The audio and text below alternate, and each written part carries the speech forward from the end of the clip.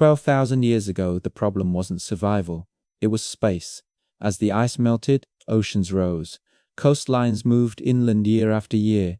Entire hunting grounds vanished beneath water within a single lifetime. Humans didn't stop moving because they found a better way to live. They stopped because there was less land to move into. When the world was wide, humans wandered. When the world began to shrink, wandering stopped. 12,000 years ago, the problem facing humans was not intelligence, technology, or ambition. It was space for most of their existence. Humans had survived by moving. When resources thinned, they followed animals. Distance absorbed failure. The world was wide enough that mistakes could be left behind, that logic worked as long as land remained stable. It stopped working when the land itself began to vanish. As the climate warmed, ice sheets that had locked away water for tens of thousands of years began to melt. The melt did not happen all at once, but it did not reverse. Each year added more water to the oceans. Coastlines moved inland steadily, not as a single catastrophe, but as a continuous retreat. Lowlands disappeared first, river deltas flooded, plains that had supported herds and camps were lost beneath shallow seas. The key pressure was simple. There was less land available every generation. Humans responded the only way they knew how. They moved. Camps were shifted inland, routes were adjusted. For a time this worked, but moving farther now meant crowding into the same remaining spaces.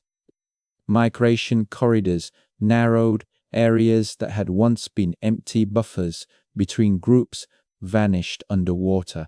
What had been wide, forgiving geography became compressed. This compression mattered because movement relies on surplus space ahead. When the land ahead shrinks faster than you can reach it, movement no longer solves risk. It concentrated. Within a few thousand years, entire regions that had supported human life were gone. Continental shelves were submerged. Land bridges that once connected continents disappeared. These were not marginal zones. They were some of the richest ecosystem humans had ever used. Their loss removed options permanently. Once submerged, they could not be returned to. This is the first critical constraint. The exit routes that had always existed were physically erased. As land vanished, the cost of moving rose. Groups encountered each other more frequently because there were fewer places to disperse into. Avoidance became difficult. Conflict became more expensive because losing access to land now meant losing irreplaceable territory. Migration no longer reduced pressure. It intensified. The animals humans had relied on began to thin out. Large herds require large ranges. As habitat fragmented and shrank, megafauna populations declined. Hunting became less predictable, more dangerous and less rewarding. This mattered because hunting large animals had supported mobility. A single kill could sustain movement for weeks. As these animals disappeared, humans were forced to rely more on smaller low-cost resources: fish, shellfish, plants. They required staying near them long enough to exploit seasonal cycles. This was not a preference. It was a response to losing mobile food sources at the same time as losing mobile land. At this point, movement failed for two reasons at once.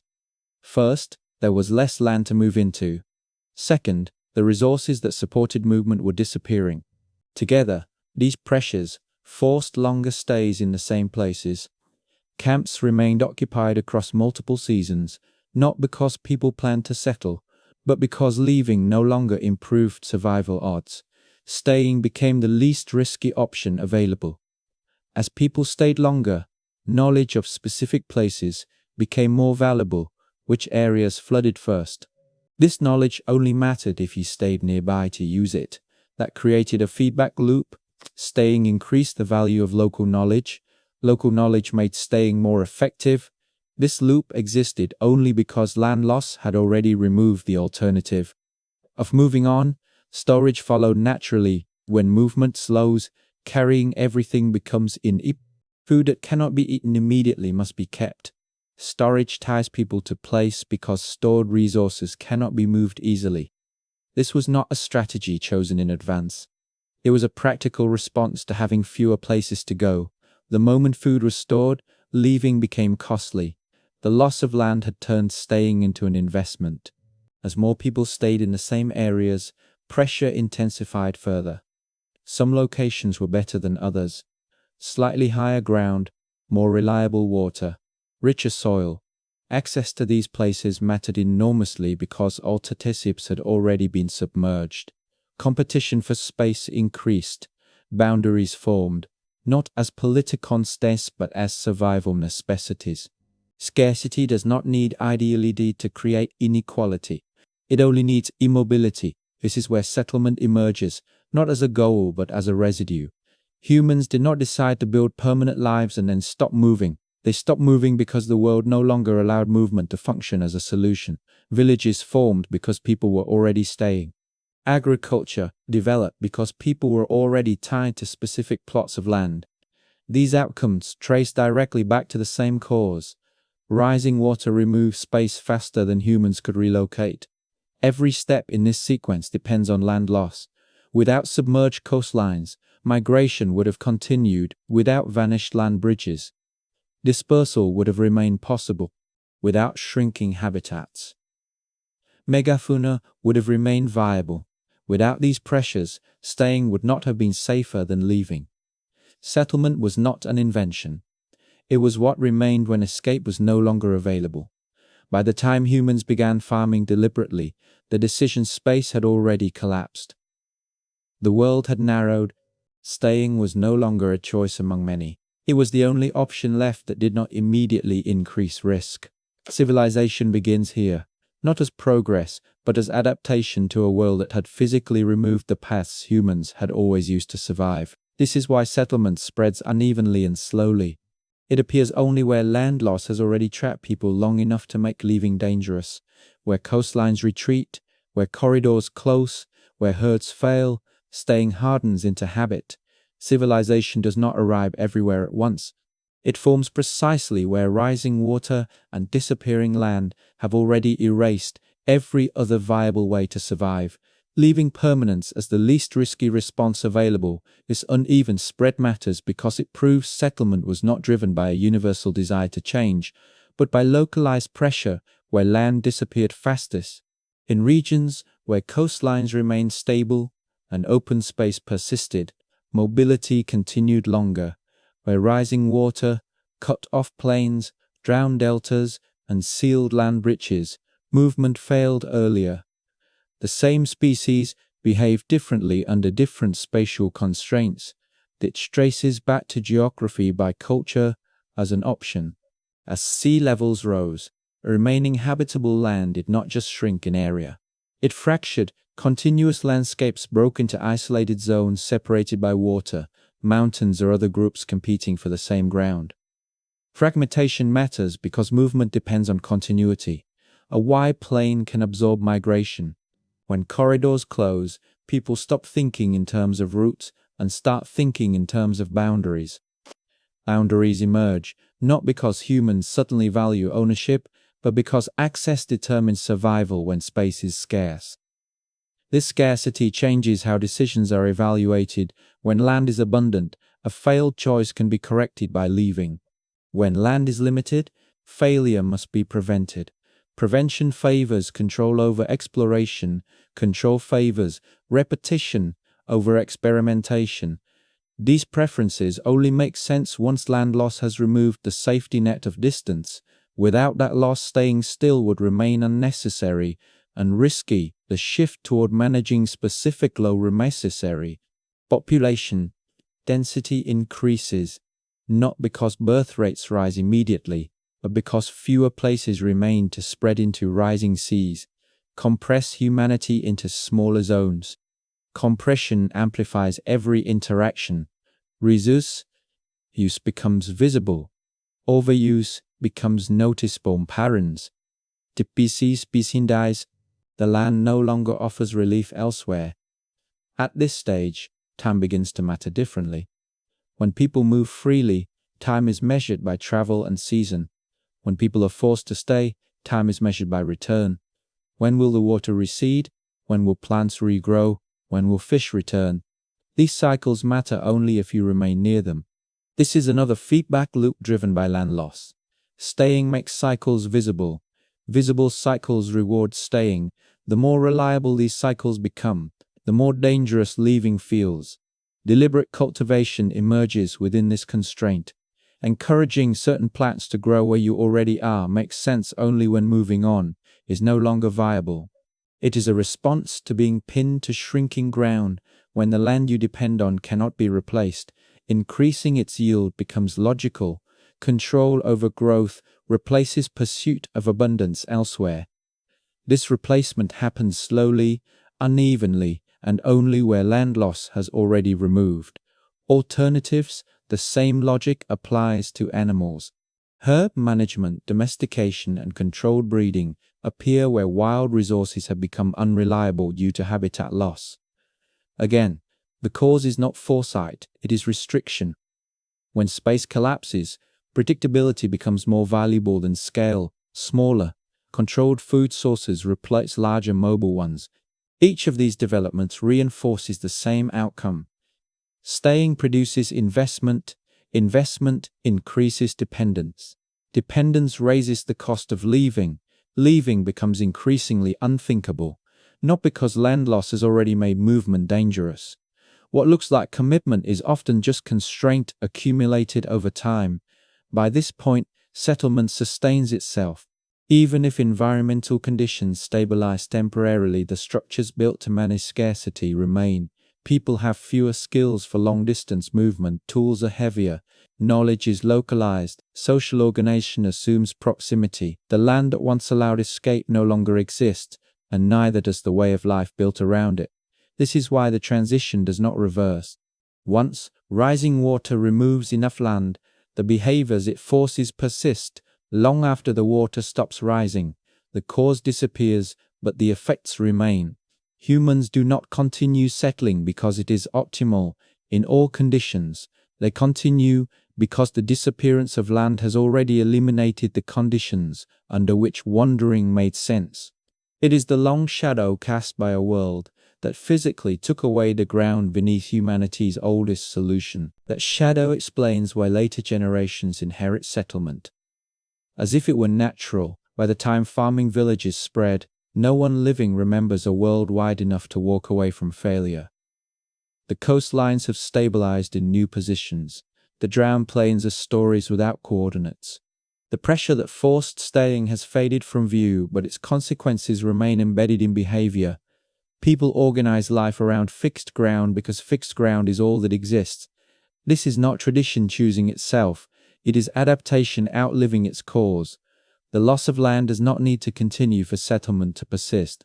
Once enough people are tied to enough places, movement stops being a solution, even in theory.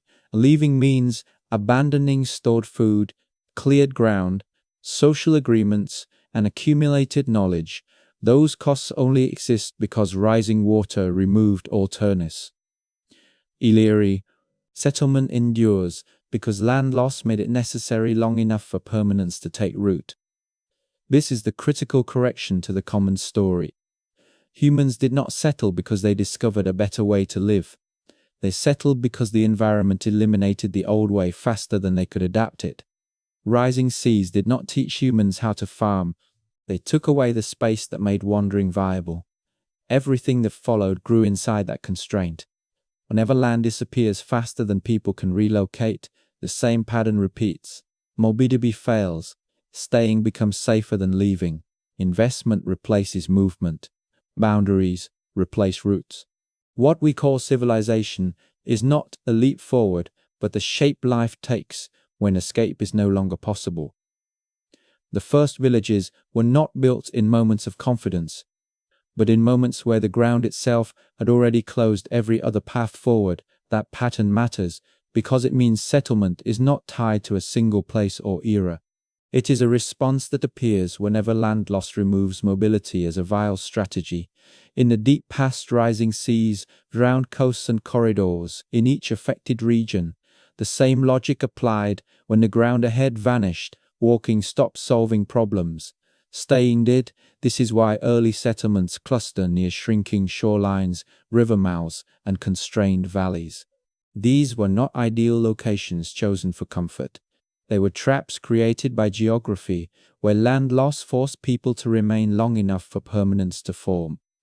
Once people are held in place by disappearing land, every decision tightens the bind.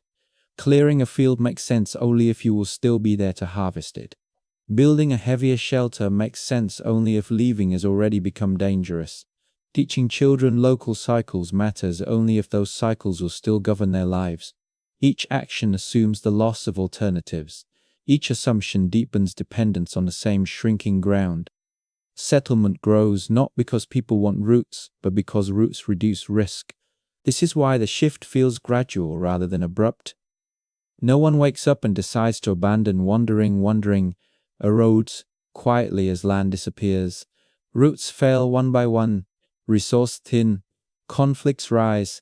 Staying extends by necessity. What looks like slow cultural change is actually a fast environment enough to be normalized. By the time settlement is visible, mobility has already collapsed. The central cause never changes. Ice melts, water rises, land vanishes, options close, humans adapt inward, remove the land loss and the chain breaks, leave it in place and the outcome repeats this civilization. At its origin is not an achievement discovered by choice. It is the residue left when the world removes the space needed to keep moving, and forces humanity to survive by staying where the ground has not yet disappeared. This causal chain also explains why settlement develops pressure points rather than stability at first. When land loss pins people in place, the remaining ground is rarely ideal. It is whatever has not yet disappeared. Floodplains are unstable, river mouths shift, coasty edges erode. These places are chosen not because they are safe, but because they are what remains when escape routes are gone. Humans adapt to them because they must, not because they offer comfort. This is why early settled life is fragile. Salinity ruins soil, storms wipe out shelters. Yet leaving still carries greater risk, because there is nowhere better to go. Land loss has already removed the margin that would make relocating safer than rebuilding. As pressure increases, people are forced to reduce uncertainty wherever they can. They cannot control rising water, but they can control behavior. They can decide when to plant, when to harvest. Who has access to which areas control becomes a substitute for space. The less land remains, the more behavior must be regulated to prevent collapse. This regulation is not abstract, it is directly tied to the fact that land cannot absorb mistakes anymore. Overusing a patch of ground matters when there is no alternative patch to move into. Overfishing a bay matters when the next bay is already occupied or submerged. Scarcity sharpens consequences.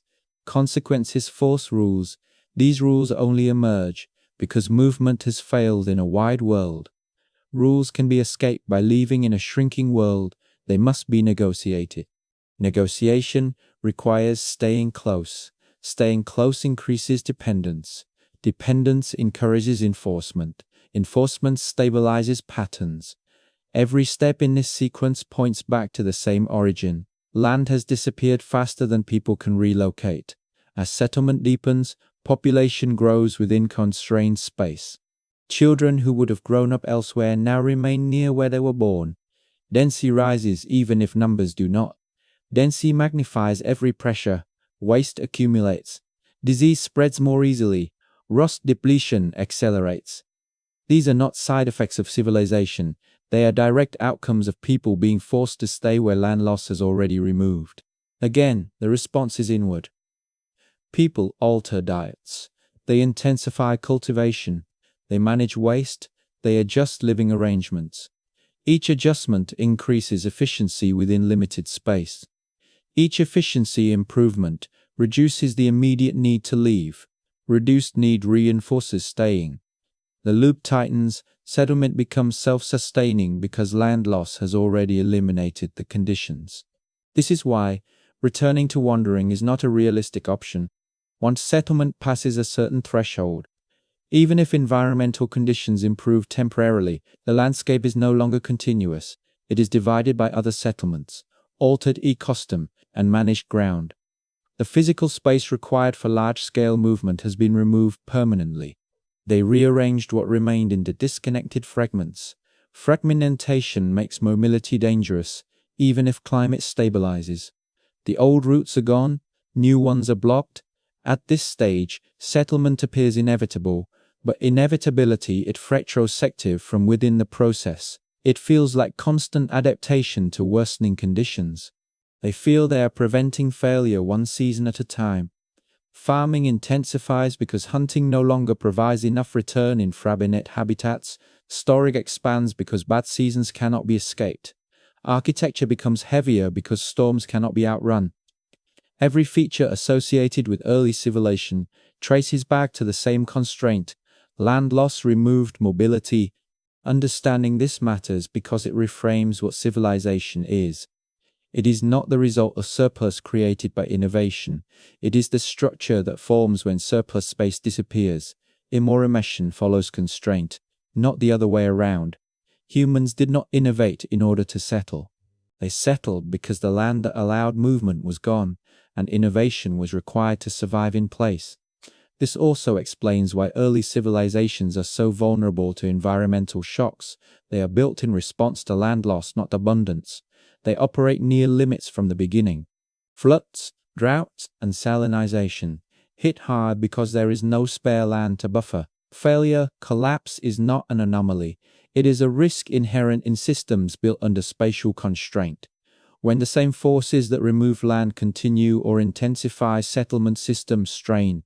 When they ease, systems persist because reversal requires space that no longer exists. The central question remains constant throughout this entire process. Why did humans stop wandering? Because wandering depended on land that no longer existed. Why did they settle? Because staying became less dangerous than leaving once land vanished faster than people could move. Every layer of early civilization grows from that root.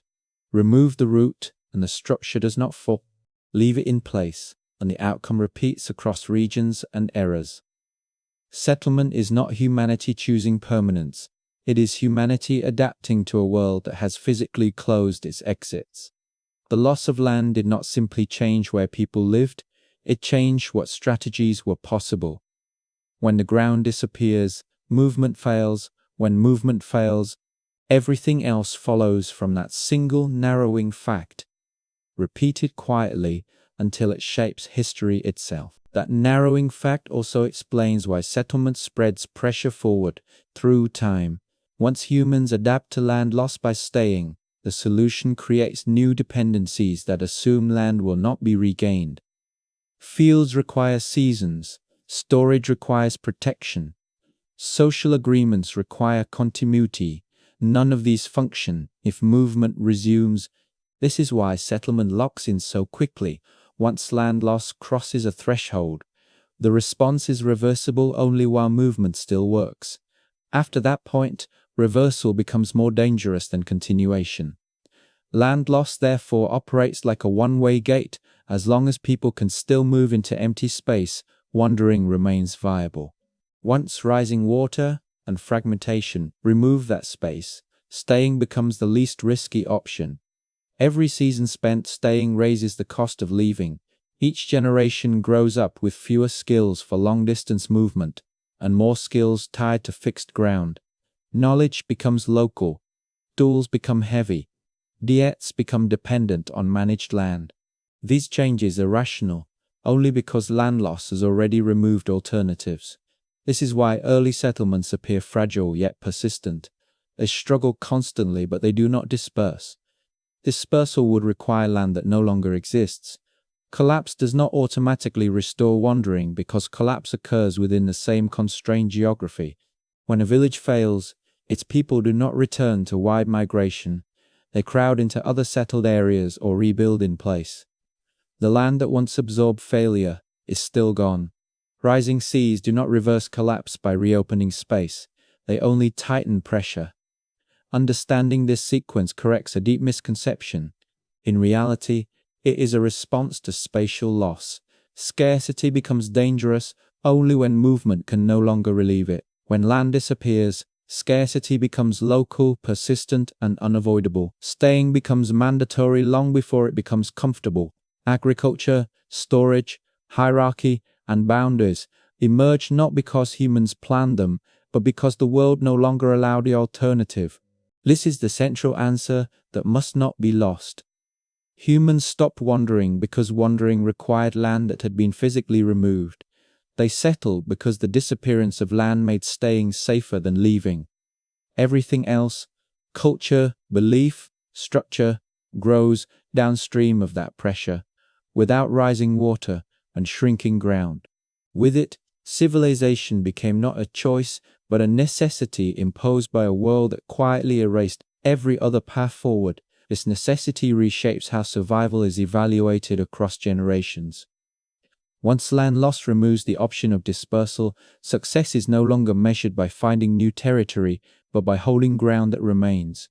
Holding ground becomes the primary objective because losing it cannot be corrected by moving elsewhere. This shifts effort toward defense, maintenance, and control. Defense matters because land is finite, maintenance matters because degraded land cannot be replaced, control matters because uncontrolled use affolonate. Effluent. They arise only after rising water has already erased alternatives. As a result, settlement concentrates around places where land loss has slowed enough to allow continuity, but not enough to allow expansion. These zones are precarious by nature. They exist between what has already been submerged and what remains habitable. Life there is defined by vigilance. Seasonal thresholds are watched closely. Small errors carry disproportionate consequences because the margin for retreat has vanished. Again, this condition traces back to the same origin. Land disappeared faster than people could relocate, because retreat is no longer possible. Innovation becomes defensive rather than exploratory. Techniques aim to stabilize yields rather than expand range. Irrigation appears where rainfall is unreliable, because losing a crop cannot be offset by moving on. Terracing appears where soil erosion threatens, because abandoning land would mean entering already occupied or submerged. Terry's responses are often praised as ingenuity, but their direction is dictated by constraint. They make sense only in a world where land loss has already removed the option of exit. Over time, the accumulation of defensive adaptations creates complexity. Complexity increases. Dependence to function. Coordination requires authority. Authority arises not because people desire hierarchy, but because failure in a constrained system. When land is scarce, mismanagement threatens everyone. Sharing it, concentrating decision-making reduces variance. Reduced variance increases survival. Odds, the logic is mechanical. It depends on the disappearance of land as a safety valve. As authority stabilizes patterns of use, inequality intensifies. Those with better access to stable ground, reduced risk compounds across seasons. Compounding advantage is not an ideological choice. It is the mathematical outcome of operating within fixed space. In a wide world, advantage dissipates through movement. In a shrinking world, advantage accumulates because movement no longer redistributes. Pressure. Rising seas do not create inequality by themselves. The social consequences feed back into settlement. People with fewer options cling more tightly to remaining land. Leaving becomes increasingly costly not just materially, but socially. Agreements, obligations, and roles tie individuals to place. These ties only form because land loss has already removed the freedom to detach. A bad harvest no longer prompts departure, it prompts rationing, redistribution, and control. The response remains inward because outward movement has been physically closed off. This inward focus alters how future risks are perceived. Environmental change is interpreted through the lens of staying. Floods are managed, droughts are mitigated. Rarely is movement considered a solution because the landscape no longer supports it. The memory of a mobile past fades. What remains is a framework mean for persistence under constraint. This framework is effective within certain limits. It fails when change exceeds what local management can absorb. Yet even failure does not restore wandering. It produces collapse within the same confined space. This is why cycles of rise and fall occur within early settled societies, without returning to wide mobility. Collapse does not reopen land, submerged plains remain submerged, fragmented corridors remain blocked, the geography that forced settlement continues to exist. Each recovery therefore rebuilds within the same constraints. Over time, layers of adaptation accumulate. The system grows heavier, more interdependent, more difficult to alter. The cause may recede into the background, but its effect remains active. The persistence of settlement is therefore not evidence that it was optimal. It is evidence that the conditions required to undo it were permanently removed. Land loss does not need to continue for its consequences to persist. Once enough space is gone, the strategies built in response become self-sustaining. They are maintained because abandoning them would require space that no longer exists. This returns the focus to the central question. Why did humans stop wandering? Because wandering depended on excess land ahead. Why did they settle? Because rising water and fragmentation removed that excess faster than people could adapt by moving. The transition was not driven by vision or preference. It was driven by constraint that closed exits one by one, until staying became the least dangerous option available. Civilization emerges from this sequence, not as a triumph, but as a compression. It is what human life looks like when space no longer absorbs failure. Every structure, rule, and innovation associated with early settled life traces back to the same narrowing condition. The ground disappeared, movement failed, staying followed. Everything else is consequence, layered on top of that loss, carried forward because the world that once allowed a different response is no longer there. This framing matters because it removes intention from the story and replaces it with pressure. Humans did not abandon wandering because they outgrew it. They abandoned it because the land that made wandering work was physically removed. When coastlines drowned and corridors closed, movement stopped being a solution.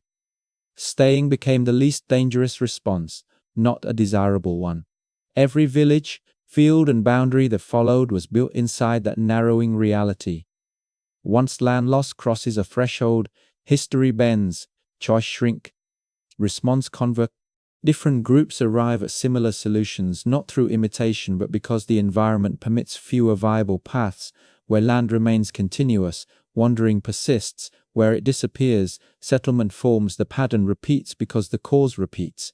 Seen this way, the origin of civilization is not a mystery of human nature. It is a consequence of geography changing faster than mobility could compensate. The ground vanished. With it vanished the option to walk away. What replaced it was not chosen freely. It was assembled out of necessity, one constrained decision at a time, until staying became life itself, and wandering became a memory without a place to return to. Once wandering ceased to function as a reliable response, every remaining strategy had to operate within fixed limits. These limits were not abstract. They were drawn by water lines, by submerged shelves, by drowned corridors that had once allowed people to disperse pressure across space. The loss of land turned geography into a constraint rather than a resource. This shift is what forced humans to reorganize survival around staying, not because staying was efficient, but because leaving no longer reduced risk. Within these limits, even small environmental fluctuations became more dangerous. In a wide world, a bad year could be escaped. In a narrow one, it had to be endured. Rising seas made bad years more frequent by detailizing coastlines and flooding fertile zones. Each flood did more than destroy resources. It confirmed that the land ahead was not recoverable. Recovery had to happen where people already were. This is why resilience, not expansion, became the core objective. Resilience only matters when there is no elsewhere. As staying lengthened, humans began to modify the land they could not abandon. Drainage, clearing, and simple water control appear first, not as ambitions, but as attempts to counteract loss. When land disappears, the remaining ground must be protected from the same fate. These modifications make sense only in a world where movement has already failed. No one invests effort into land. They expect to leave soon. Investment signals immobility, and immobility exists only because rising water has removed exits. This dynamic also explains why early settled areas show intense environmental stress. They are worked hard because they cannot be replaced. Soil is reused, water is redirected. These practices degrade ecosystem over time, but abandoning them is not an option because alternative land has already been lost. Degradation is tolerated because movement, the traditional response to depletion, is no longer available. The land is strained precisely because it is all that remains. As ecosystems weaken, dependence deepen. People rely more heavily on what little stability they can create. Crops replace wild foods because crops can be controlled within limited space. Control becomes valuable only after space has disappeared. Wild abundance requires room to fluctuate. Managed abundance trades scale for predictability. This trade-off emerges direct from land loss. With predictability comes scheduling. Seasons are tracked carefully. Flood cycles are anticipated. Harvest windows are enforced. Timing becomes critical because missing it cannot be corrected by moving on. This temporal discipline is another consequence of spatial collapse. Time begins to substitute for space as the variable that can be omitted. Humans adjust when they act because they can no longer adjust where they go. As scheduling tightens, coordination becomes essential. Multiple people working the same land must synchronize their actions to avoid overuse. Surinai reduces conflict and waste, but it also requires shared rules. Rules arise not from ideology. Too many people using too little land must limit access or face collapse. These limits persist because the land does not expand again. Once established, they shape behavior long after the original loss has faded from memory. Population growth within fixed boundaries intensifies pressure further. Even modest increases matter when land cannot absorb them. Each new generation must fit into the same reduced space. This creates a bias toward inheritance rather than dispersal. Children take over plots rather than seek new territory because new territory does not exist. This inheritance pattern only emerges because rising seas have removed the option of outward movement.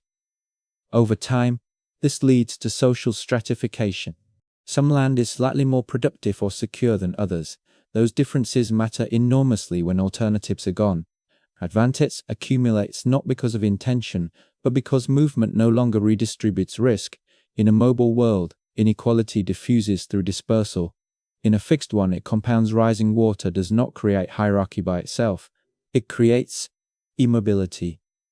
And immobility allows hierarchy to persist.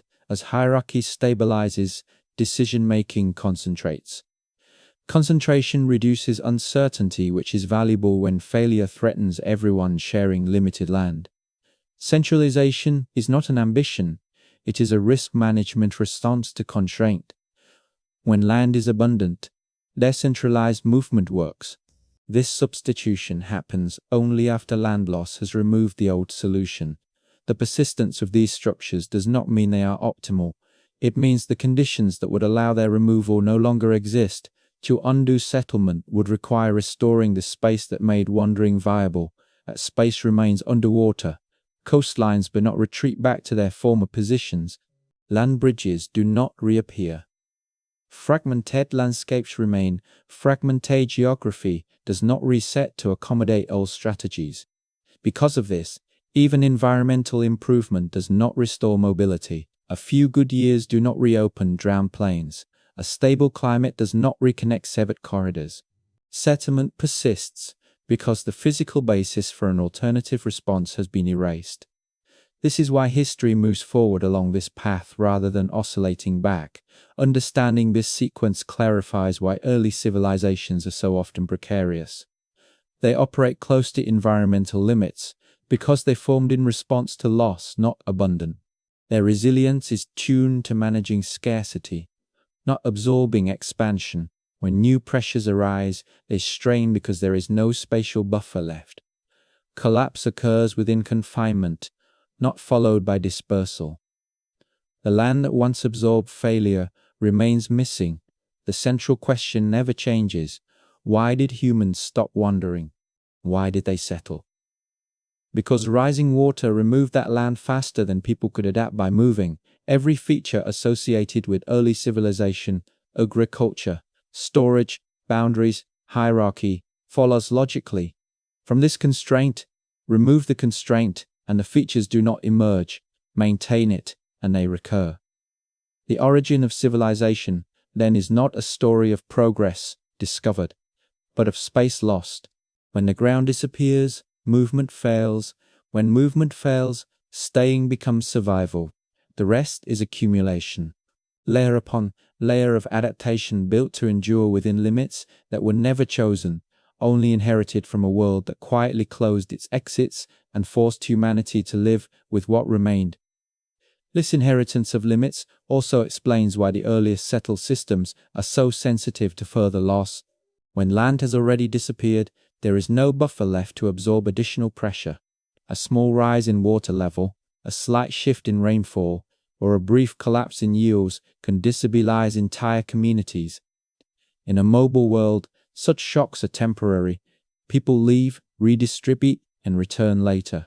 In a fixed world created by land loss, shocks must be absorbed in place. Absorption requires sacrifice, rationing, and control.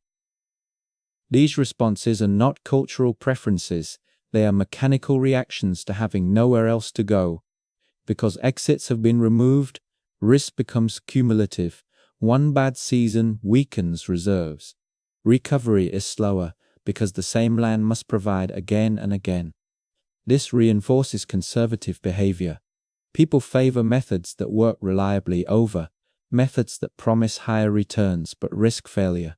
Real ability matters only when failure cannot be escaped. This preference feeds back into settlement, making system increasing net. As these systems mature, they reshape landscapes further. Forests are cleared, wetlands are drained, water is redirected. Each modification aims to protect remaining land from loss or to extract more from it. These changes increase short-term survival but reduce ecologically value is not an option because alternative land has already been lost. Modification becomes the only available response. Humans are not choosing to dominate the environment. They are trying to keep the last usable ground from slipping away. This dynamic creates a trap that is easy to miss in hindsight. The more effort invested in staying, the harder leaving becomes. Even if leaving was somehow possible, labor embedded in fields, canals, and structures cannot be moved. Knowledge embedded in local cycles loses value elsewhere. Social systems built around fixed ground collapse if movement resumes. Even if new land was somehow available, the cost of transition would be enormous. Land loss, therefore, not only forces prohibitively expensive. This lock-in explains why later expansions occur through conquest or colonization rather than a return to wandering. When settled societies encounter new land, they do not disperse lightly across it. They ritually settlement patterns because their skills, tools, and organization are designed for staying, not roaming. The memory of mobility has faded. The loss that forced settlement has become invisible, but its effects shape every response. New land is treated as something to be controlled, not traversed, because the old logic of movement no longer exists. At every stage, the same cause remains active in the background. Rising water removed land, removing land removed mobility, removing mobility forced staying. Investment produced dependence, dependence produced permanence. This chain does not require intention or foresight. It requires only that land disappear faster than people can relocate. Seen through this lens, settlement is not humanity settling a debate about how to live. It is humanity responding to a physical reduction in options. Civilization is not a destination chosen for its benefit. It is the shape life takes when the ground that once allowed escape is gone. As long as land loss remains irreversible, the consequences remain in force. The world that made wandering viable does not return. And, because it does not return, the strategies built in its absence persist, shaping human life long after the water stops rising, carrying forward the imprint of a vanished landscape into every structure that follows. This imprint of a vanished landscape continues to govern decisions. Even as societies grow larger and more complex, As settlements expand, they do not escape the original constraint that created them. They scale within it. Larger populations require more coordination precisely because land cannot expand to match growth. Every increase in numbers intensifies the same pressure that first forced staying. Too many people sharing too little ground. The solution is never to move away in bulk, because the space that would absorb such movement no longer exists. Instead, systems grow denser, more layered, more regulated. Density amplifies dependence on land stability. Flood control becomes essential because losing a season's output threatens everyone confined within the same boundaries. Irrigation expands not as innovation for comfort, but as insurance against unpredictability. In a world where failure cannot be dispersed geographically, storage becomes institutional because division be colon. Each of these developments deepens attachment to fixed ground and raises the cost of leaving even further. As attachment deepens, social memory narrows around local continuity. Ancestral ties are emphasized not out of nostalgia, but because lineage stabilizes claims to land that cannot be replaced. When space is scarce, legitimacy matters. These distinctions arise only because land loss has already made access exclusive. In a wide world, belonging is fluid because leaving is possible. In a narrowed world, belonging hardens because movement no longer redistributes pressure. This hardening reshapes conflict. Disputes are no longer resolved by separation. They must be settled within the same constrained space. This encourages formal mechanisms of resolution, customs, councils, authority. Because unresolved conflict threatens collective survival.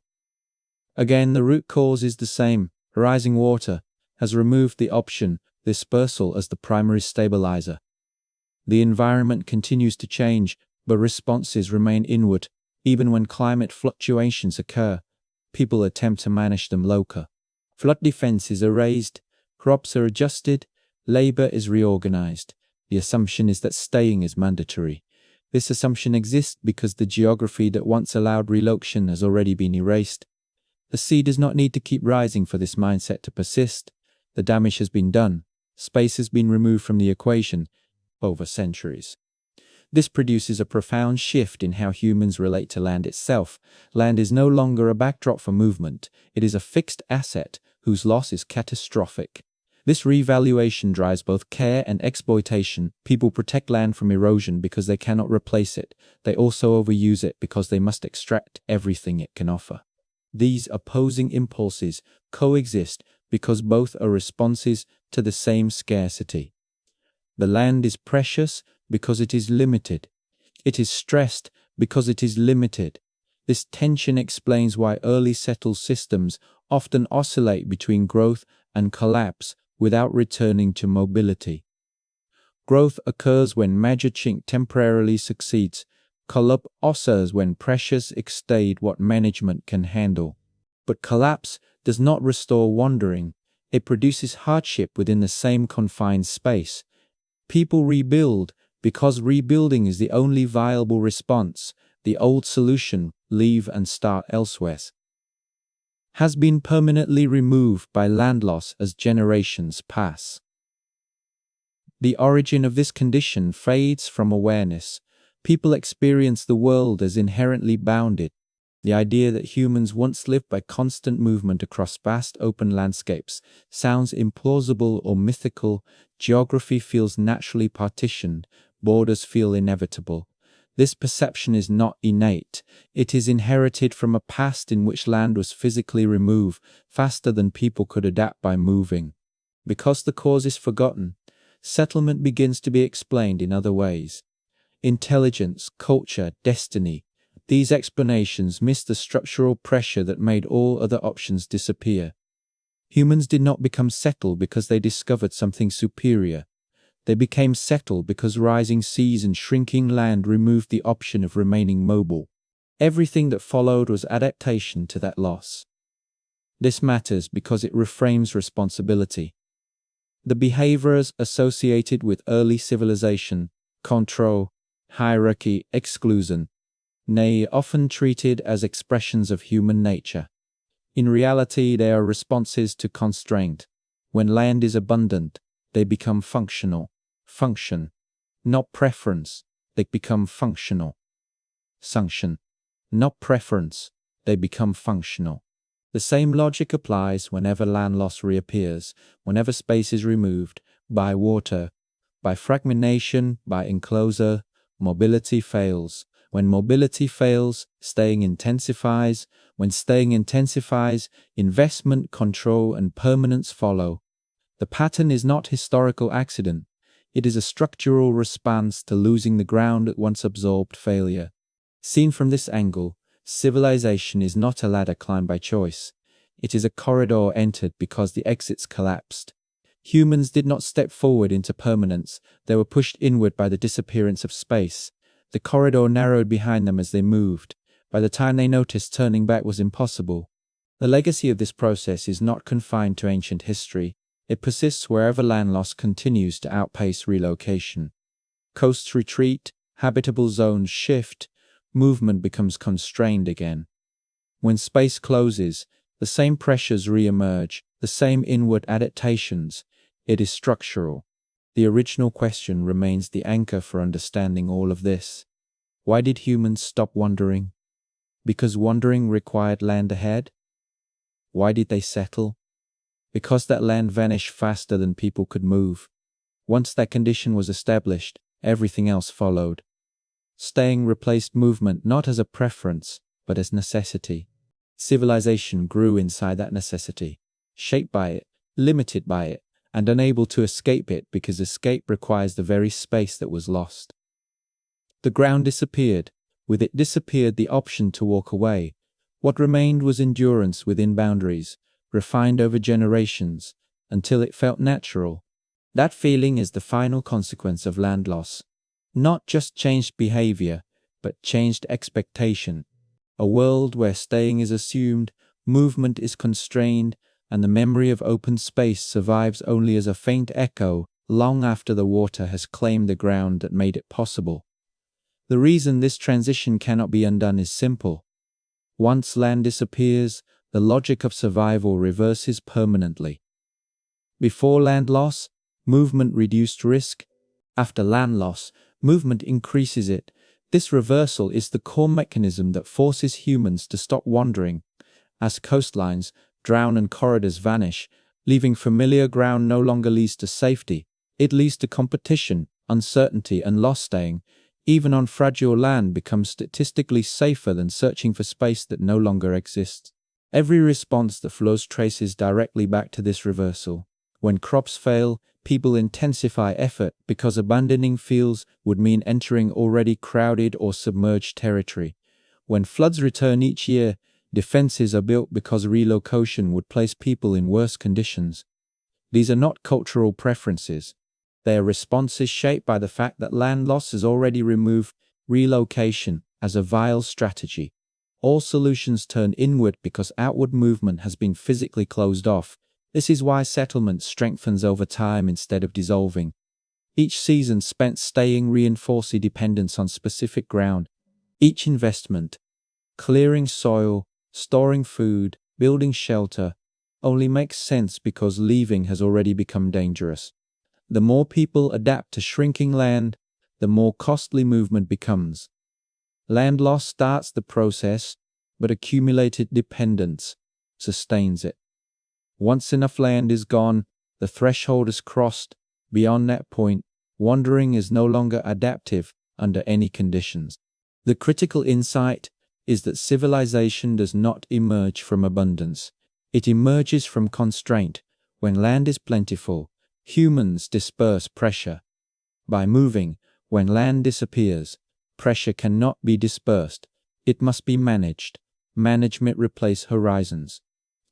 None of this requires planning or foresight. It is the mechanical outcome of losing space faster than people can adjust by relocation. This is why early settlement appears simultaneously fragile and persistent. It struggles because it operates near environmental limits. It persists because those limits cannot be escaped. Even collapse does not restore wandering because collapse occurs within the same reduced geography. The land that once absorbed failure remains underwater. The option to walk away is gone. The central question, therefore, never changes. Why did humans stop wandering? Because wandering depended on land ahead. Why did they settle? Because rising water removed that land faster than mobility could compensate. Once that condition existed, every response narrowed toward staying. Civilization formed, not as a destination chosen, but as the only remaining configuration allowed survival, when the ground itself had already closed every other path forward. From this point forward, every layer of human organization grows inside a closed system. The defining feature is not population size or technology, but the absence of spatial release. In a world where land loss has already removed the ability to disperse pressure, systems must be designed to absorb it instead. Absorption becomes the overriding requirement. Food systems, social rules, and authority structures are shaped by the same constraint. There is nowhere else to go. This is why early settled life appears so tightly regulated. Regulation is not an expression of control for its own sake. It is a response to living inside limits that cannot be crossed. When land was abundant, mistakes were diluted by distance. When land vanished, mistakes accumulated locally. Local accumulation of failure is dangerous. Regulation emerges to prevent it. Planting schedules are enforced because missing them cannot be corrected by relocation. Access to water is controlled because overuse cannot be offset by moving to another source. Behavior is shaped because behavior now has long-term consequences tied to the same ground. The physical disappearance of land also alters how risk is shared. In a mobile world, risk is individual and temporary. A failed hunt affects one group which can move on in a settled world created by land loss. Risk becomes collective and persistent.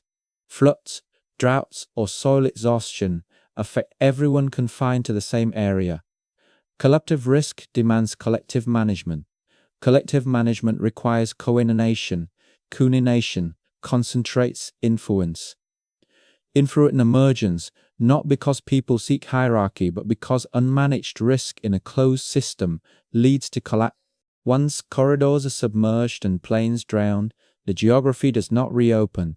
Authority becomes a stabilizing force because instability has nowhere to go. Dissent that would once have resulted in separation now threatens internal cohesion. Separation is no longer viable. Conflict must be contained rather than dispersed. Containment favors rules. Enforcement bears spatial adaptations to a world without exits. As these adaptations accumulate, they begin to shape identity. People define themselves by their relationship to specific ground because that ground determines survival. Lineage matters because access to land matters. Memory is anchored to place because the underlying condition persists. Land remains limited. Movement remains risky. Staying remains the least dangerous option. The environment continues to fluctuate, but responses remain inward. When rainfall shifts, irrigation expands. When rivers flood, levees rise. Each response assumes that people will remain where they are. This assumption is valid only because land loss has already made departure. Technology amplifies management, but it does not restore space. Roads, boats, and later machines move resources within systems. They do not recreate open landscapes where failure can be escaped. The geography that once allowed wandering remains gone. This is why the memory of mobility fades. Sit for long-distance movement lose value. Knowledge tied to routes is replaced by knowledge tied to cycles. Over generations, the instinct to move weakens because it no longer produces reliable outcomes. The instinct to manage strengthens because it does. What appears as a change in human preference is actually a change in which behaviors succeed under constraint. The disappearance of land, therefore, produces a deep asymmetry in time. The loss happens relatively quickly, but its consequences unfold slowly. Rising seas may stabilize, but the social systems built in response do not reverse. Reversal would require restoring the lost space. Without that space, the logic of staying remains dominant. Civilization persists, not because it is always beneficial, but because the conditions that would allow an alternative no longer exist. This explains why periods of collapse do not reset humanity to wandering. Collapse occurs within confined geography. When systems fail, people rebuild where they are or crowd into other settled areas. They do not disperse into emptiness, because emptiness has been removed. The land that once absorbed collapse is underwater. Each recovery therefore reinforces staying. The cycle tightens. Seen clearly, the origin of civilization is not a mystery of innovation or foresight. It is the predictable outcome of losing space. When land disappears faster than people can adapt by moving, the oldest human solution fails. Once that failure becomes consistent, a new solution takes its place. Staying replaces movement, management replaces dispersal, permanence replaces flexibility. They are imposed by geography. The central question remains unchanged and sufficient to explain the entire sequence. Why did humans stop wandering? Because wandering depended on land ahead.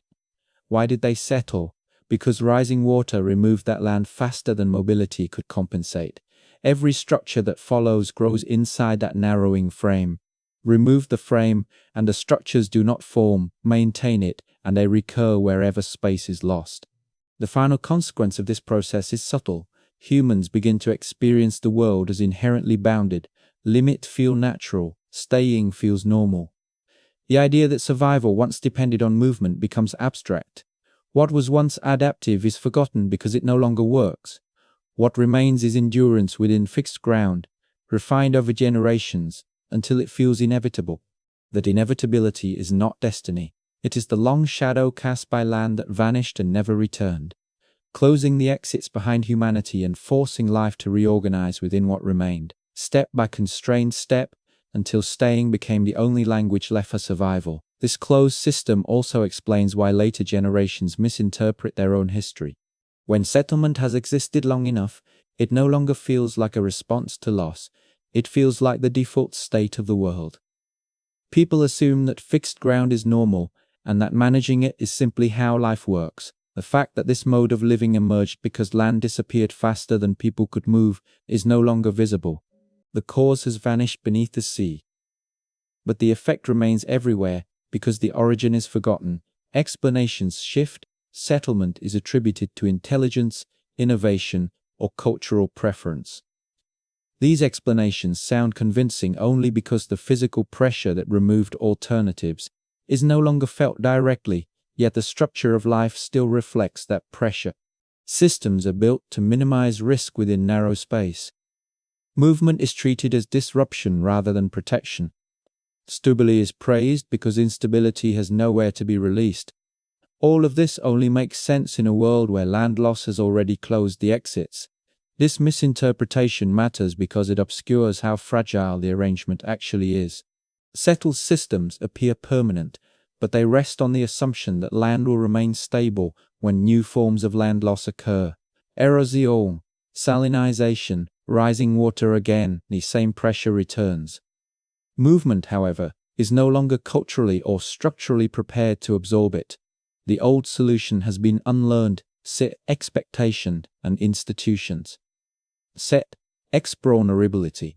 The response to renewed loss is not dispersal, but intensification of control. The system tightens rather than moves. This tightening repeats the original logic. When land shrinks, staying feels safer than leaving. When staying feels safer, investment increases. When investment increases, departure becomes more costly. Each turn of this loop narrows options further. What began thousands of years ago as a response to melting ice becomes a recurring pattern whenever space is reduced. The trigger is always the same.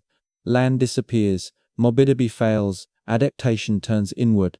Understanding this reveals that settlement is not a one-time event locked in the past. It is a condition that emerges whenever the balance between land and movement is broken. In the deep past, rising seas broke that balance. The result was the first permanent human settlements. The mechanism has not changed. Only the context has the key insight remains anchored to the same cause. Humans did not abandon wandering because they discovered something better. They abandoned it because the world removed the room that made wandering work. When land vanished faster than people could relocate, movement stopped reducing risk. Staying became the least dangerous option. Every layer of civilization formed inside that constraint and inherited its logic. Once this is understood, the origin of civilization stops looking like a triumph and starts looking like compression. Life reorganized itself not around freedom, but around limits. Those limits were set by geography, not by choice. The ground disappeared, the exits closed. Humanity adapted inward because there was nowhere else to adapt to. That adaptation endured because the land that would have allowed a different response never came back. And as long as that remains true, the logic of staying continues to shape human life quietly but decisively, wherever space is lost, and movement can no longer save anyone. This compression of life inside fixed boundaries reshapes not only survival strategies, but how societies understand responsibility. When movement once absorbed failure, responsibility could be displaced. A poor decision was tied to a place that could be abandoned. When land loss removes that option, responsibility becomes permanent. This permanence changes behavior because mistakes now echo forward instead of dissolving in distance. That echo exists only because land has already been removed as an escape route. With responsibility fixed, the place planning extends further into the future. Short-term gains are weighed against long-term damage because both will be experienced on the same ground. This calculation emerges only after movement fails. In a wide world, long-term damage can be avoided by leaving. In a narrowed world, damage must be prevented or managed. Prevention becomes central because land loss has eliminated alternatives. This is why early settled societies develop calendars, forecasts, and rituals. They are tools for reducing error when error cannot be escaped. The loss of land also forces a shift in how scarcity is perceived. Scarcity in a mobile world is temporary. Scarcity in a fixed world is structural. Rising water turns scarcity into a constant condition rather than an episodic one. Scarcity and constant access matters more than opportunity. Who controls land determines who survives. This reality pushes societies toward formal claims and exclusions. These claims are not born from greed. They arise because land cannot expand to accommodate everyone. Once land loss has occurred, exclusion becomes a mechanism for preventing collapse. In a mobile system, inequality disperses because movement allows pressure to redistribute. In a fixed system, created by land loss, inequality compounds because movement no longer dissolves advantage. Those with secure access to land exploit. Fewer failures, further investment. Deepen. This cycle exists only because land loss has removed the corrective force of dispersal. Over time, the psychological cost of immobility becomes visible. Anxiety concentrates around maintenance rather than discovery. People worry about preserving yields, protecting stores, and defending access. These worries dominate attention because survival depends on the same limited space. Long journeys are no longer imagined as solutions. Solutions are imagined as adjustments within confinement. This narrowing of imagination is not cultural decline. It is adaptation to a world where movement repeatedly fails. As imagination narrows, institutions form to manage uncertainty. Rules specialize because authority persists, because coordination prevents collective failure. None of these features require a belief in order for its own sake.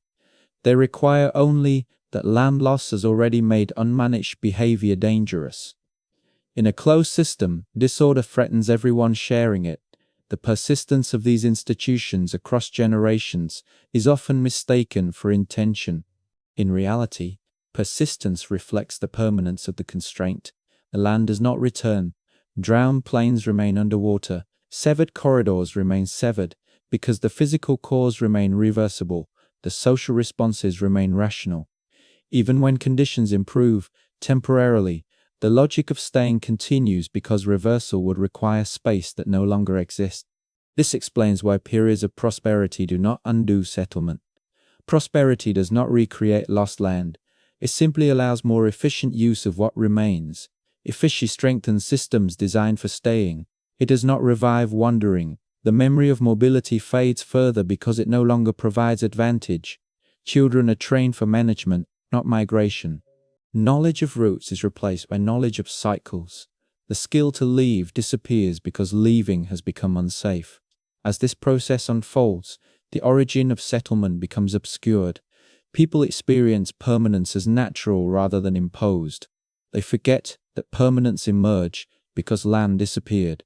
This forgetting is adaptive. Remembering loss does not restore space. Accepting limits reduces cognitive strain. Over generations, acceptance becomes belief. Belief shapes identity. Identity reinforces continuity. Continuity stabilizes systems that depend on staying. Yet the underlying condition remains fragile. Settled systems are resilient within narrow bounds and brittle beyond them. They handle familiar variation well but struggle with unfamiliar change. When land loss removed, space adaptation turned inward. Inward adaptation optimizes for known conditions. When conditions exceed those bounds, response options are limited. Movement is no longer prepared to absorb shock. Collapse, when it occurs, does not restore the old solution. It happens within the same constrained geography. A land that once allowed escape remains gone. Each collapse reinforces the logic of staying because leaving remains dangerous. Recovery strengthens investment in place because place is all that remains. The repeated pattern is consistent. Land disappears. Mobility fails. Staying intensifies. Swing form to manage life inside limits. Innovation occurs. But it occurs within confinement. Expansion happens through control rather than dispersal. History advances not by reopening exits, but by adapting to their closure. This understanding reframes the story of civilization. Civilization is not the moment humans decided to stay. It is the long process by which staying became unavoidable after land loss removed. The alternative, agriculture, hierarchy, and permanence are downstream effects of a single physical change. The disappearance of land faster than people could relocate, remove that change, and the chain breaks, maintain it, and the chain repeats wherever space is lost. The final implication is unavoidable. Human behavior follows geography more closely than preference. When space is abundant, when space vanishes, endurance replaces it. The disappearance of land did not just alter maps, it altered the logic by which survival was calculated. That logic persists because the geography that shaped it persists. The ground vanished, movement stopped working, staying began. Every layer of human organization that followed was built inside that narrowing reality. Civilization is not a monument to human choice. It is a record of adaptation to a world that physically closed its exits and forced life to reorganize within what remained, carrying forward the consequences of land loss long after the water stopped rising, until the memory of open space itself faded into silence. This silence around lost space is what finally completes the transformation. When no one remembers movement as a solution, staying no longer feels forced. It feels obvious. The logic that once arose from land loss becomes invisible because it is no longer contrasted with an alternative. People plan, build, and govern as if fixed ground were the natural condition of human life. Yet every assumption embedded in those plans traces back to the same physical fact. The land that once absorbed failure is gone because that land is gone. Every future decision is made inside constraint. Growth must be managed rather than dispersed. Risk must be prevented rather than escaped. Conflict must be contained rather than avoided. These priorities are not moral positions, they are spatial necessities. They exist because rising water and fragmentation remove the option to move on. Without that removal, such priorities would collapse under their own weight. This is why settled systems often feel heavy even when they succeed. They carry the burden of constant management because they were built to survive without space. They are efficient at persistence, not at release. Their strength lies in endurance, but endurance is costly. It demands vigilance, coordination, and control. These demands accumulate because the geography that would relieve them does not return. The sea does not give land back. Corridors do not reopen. The past solution remains impossible. Understanding this restores clarity to the central question. Humans did not stop wandering because wandering was inferior. They stopped because wandering depended on land that vanished. They did not settle because settlement promised prosperity. Everything that followed, agriculture, storage, authority, inequality, was shaped inside that narrowing frame. The importance of this framing is not historical trivia. It reveals a mechanism that repeats whenever space is removed, faster than mobility. Can compensate whenever land disappears, mobilites, dentabilites, comiliphase. This sequence does not require belief, intention, or design. It requires only the loss of ground. Civilization, then, is not a declaration of human will. It is a footprint left by retreating shorelines. It records where people were forced to stop moving and begin managing what remained. The structures we inherit are built on that forced stillness. They persist because the conditions that created them persist. The world that allowed escape has not returned. As long as land remains finite and exits remain closed, the logic of staying continues to govern behavior. The disappearance of land was not a moment, it was a condition. And once that condition took hold, it rewrote survival itself, turning movement into risk and permanence into necessity, and leaving behind a way of life shaped not by choice, but by the quiet, irreversible fact that the ground beneath humanity's oldest solution had vanished and never came back. This condition reshaped how societies judge success and failure. Once the option of movement has been removed in a mobile world, success meant reaching abundance and leaving before it declined. Failure was temporary because distance could erase it. After land loss, success is redefined as preventing decline in place. Failure becomes persistent because its effects remain tied to the same ground. This redefinition exists only because land has already disappeared as an escape route. Without that disappearance, staying would remain an inferior strategy because success is now measured by stability rather than reach. Societies in systems that minimize variance, cropped diversity, is managed to reduce the chance of total loss. Labor is scheduled to avoid overlap and waste. Water is controlled to smooth extremes. These measures make sense only because relocation has already been removed as a fallback. They are compensations for the loss of space, not expressions of preference.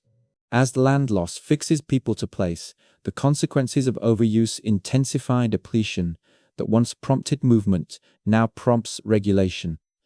Regulation appears because the same land must be used again.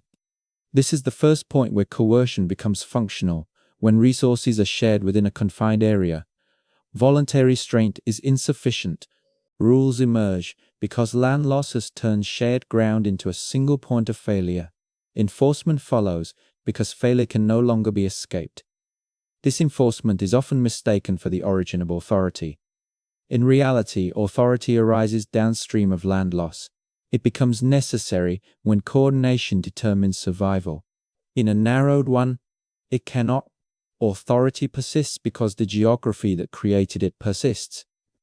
Even when authority is resented, it is tolerated because the alternative, unmanaged competition within fixed space, is it worse.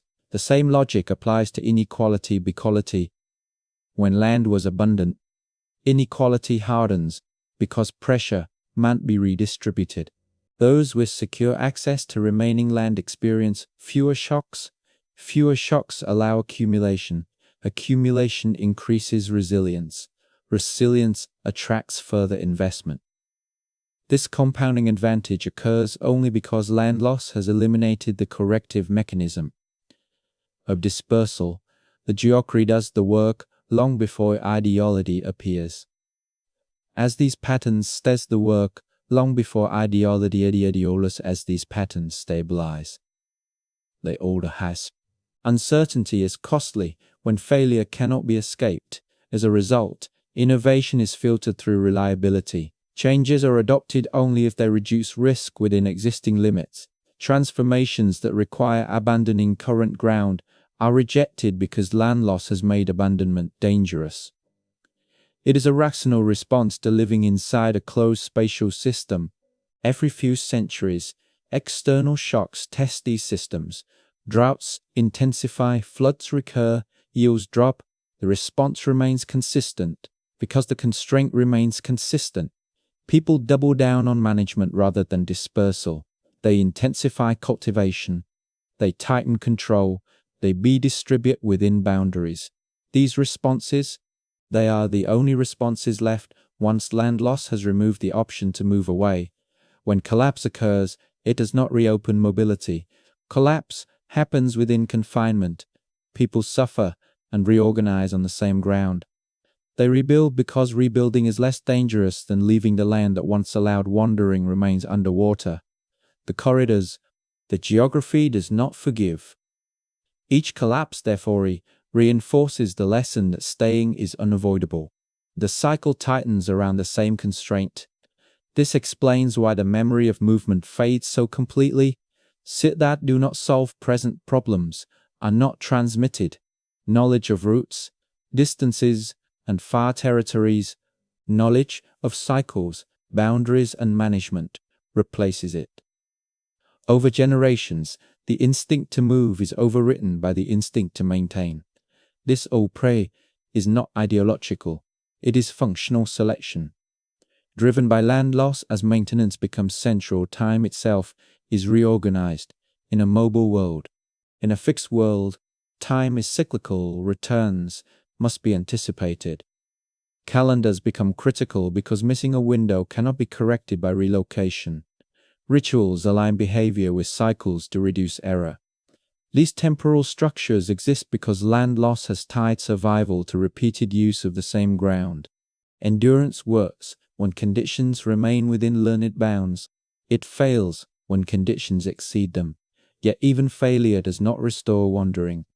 The option has been removed physically and culturally when new land losses occur, whether from renewed flooding, erosion, or enclosure. Nay, response repeats. Now modernity fails again. Staying intensifies again. Actions are evaluated by their impact on shared ground. Behaviors that threaten stability are condemned because they increase collective risk within fixed space. Behaviors that preserve order are praised because they reduce that risk. These judgments are not abstract ethics. They are spatial risk assessments made permanent by land loss. Remove the loss, and the judgments lose force. The same is true of identity. People anchor identity to place because place determines outcome. Belonging stabilizes claims to land that cannot be replaced. Exclusion follows because inclusion without limit threatens collapse. These dynamics are uncomfortable, but they are not mysteries. They are the social expressions of a physical constraint. Too many people sharing too little land with no exit. Throughout all of this, the central cause remains active, even when it is no longer visible. Rising water, removed land. Removing land removed mobility. Removing mobility forced adaptation inward. That inward adaptation created systems that persist because the land does not return. The cause disappears from awareness, but it does not disappear from effect. Understanding this prevents romanticizing the past or condemning it unfairly. The behaviors that define early civilization were control, hierarchy, permanence, so not evidence of moral decline or enlightenment. They are evidence of a world that closed when space closes. Behavior converges when space opens. Behavior diverges when space opens. Spravia converges when space open version. Geophovalis. Why did humans stop wandering? Because wandering required land ahead. Why did they settle? Because that land vanished faster than people could adapt by moving. Once this condition took hold, the logic of survival inverted. Movement became risk, staying became necessity. The rest of history unfolded inside that inversion, repeating wherever land is lost and exits close, until endurance replaces movement as the only workable response, and the memory of open space fades into a silence shaped by boundaries that no longer allow escape. Once movement loses its protective function, survival logic hardens quickly. Decisions are no longer evaluated by how far they carry people, but by how well they hold ground. Holding ground matters only because land loss has already removed the option of dispersal. When coastlines drown and corridors close, even a small gain in stability outweighs the promise of distant abundance. Staying becomes safer than searching because searching now leads into competition for the same shrinking space. Risk management shifts accordingly. In a mobile world, risk is diluted by distance.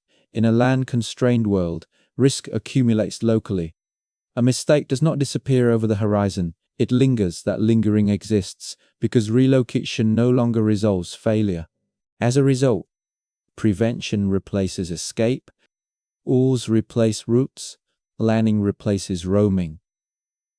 None of these changes occur because humans suddenly prefer order.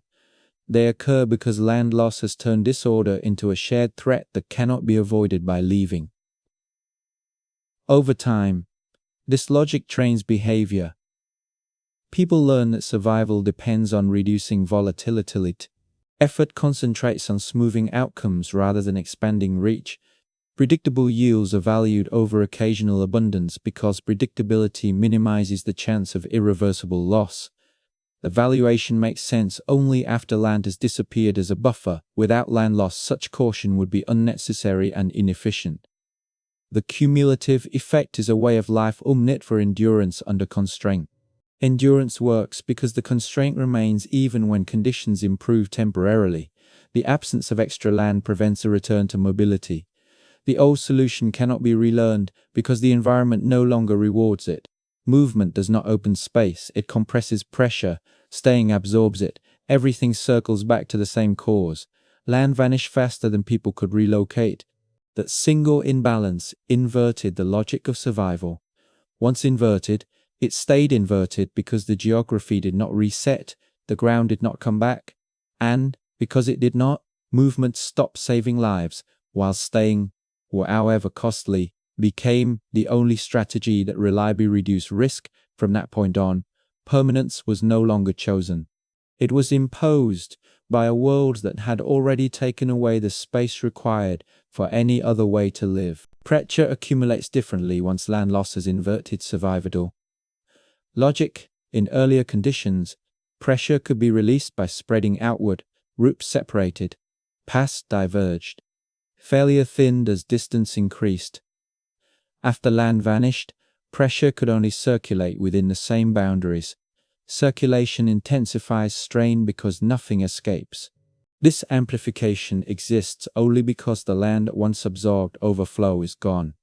As pressure builds, societies respond by tightening coordination. Coordination reduces waste when space is limited. Waste becomes intolerable when there is no replacement ground. Food left to rot, water misused, labor misaligned. Each error now carries consequences that cannot be displaced. The correction for error shifts from relocation to regulation. Regulation emerges not as ideology but as arithmetic imposed by land loss. The same arithmetic shapes labor in a mobile world. Labor is flexible. People follow opportunity. In a fixed world, labor must be scheduled because the same land must be worked repeatedly. Timing replaces movement as the primary variable that can be umit. Crops must be planted and harvested within narrow windows. Missed timing cannot be corrected by leaving. It can only be endured. That endurance drives further control over behavior because coordination reduces the likelihood of missed windows as timing grows critical. Knowing when floods arrive, when soil dries, when fish return, matters only if one remains nearby. This knowledge loses value when removed from its location. As a result, people themselves become less interchangeable. Those who carry local knowledge gain importance because leaving would erase their utility. This dependence deepens staying because the loss of skilled individuals threatens survival within constrained land. The disappearance of land also changes how mistakes are remembered in a mobile system. Mistakes fade with distance. In a fixed system, they persist as lessons because the same conditions will be faced again. Memory accumulates. Accumulated memory hardens into custom. Custom hardens into expectation. Expectation becomes obligation. None of this requires conscious design. It unfolds because the environment forces repetition. Repetition is unavoidable once movement no longer resets circumstances. Over generations, this repetition reshapes psychology. Uncertainty becomes something to be minimized rather than explored. After land loss, exploration increases risk by consuming energy without opening new space. Caution becomes adaptive. Conservatism of behavior spreads because it reduces the chance of irreversible failure. This behavioral shift is not moral preference, it is selection pressure applied by a world with fewer exits. Shared rules prevent individual actions from idealizing collective survival. Authority persists because coordination matters more than freedom when land cannot absorb error. These institutions endure because the geography that made them useful endures. Remove the constraint, and such structures weaken, maintain the constraint, and they remain functional. The absence of land also reframes conflict. In a wide landscape, conflict can be resolved by separation. In a narrow one, separation is impossible. Conflict must be contained. Containment favors negotiation, hierarchy, and enforcement. These mechanisms appear not because humans desire domination, but because unmanaged conflict in a closed system threatens everyone sharing it. As proximity increases, inequality becomes more visible and more persistent. Slight differences in access to land matter enormously when alternatives are gone. Higher ground floods, less often better soil yields more reliably. Those differences compound across seasons. Compounding advantage exists because dispersal no longer receives pressure. It creates immobility, and immobility allows inequality to persist. This persistence feeds back into staying. People with fewer options cling to remaining ground because leaving would expose them to worse conditions.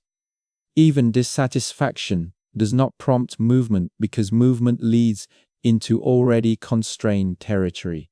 As centuries pass, the original cause fades from awareness. People experienced land scarcity as normal rather than as a consequence of loss. They build stories that explain permanence as destiny, culture, or virtue.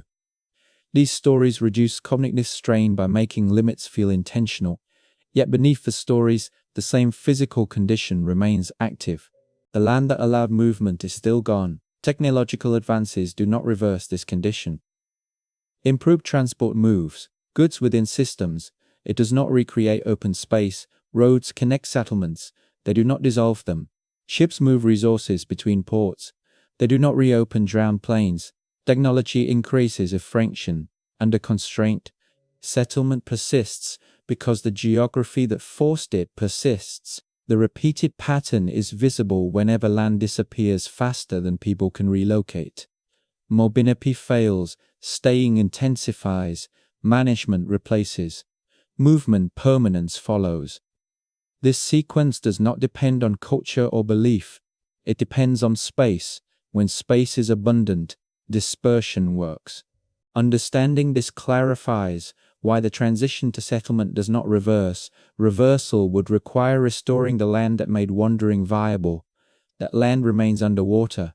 Corridors remain severed. Fragmentation remains without restored space.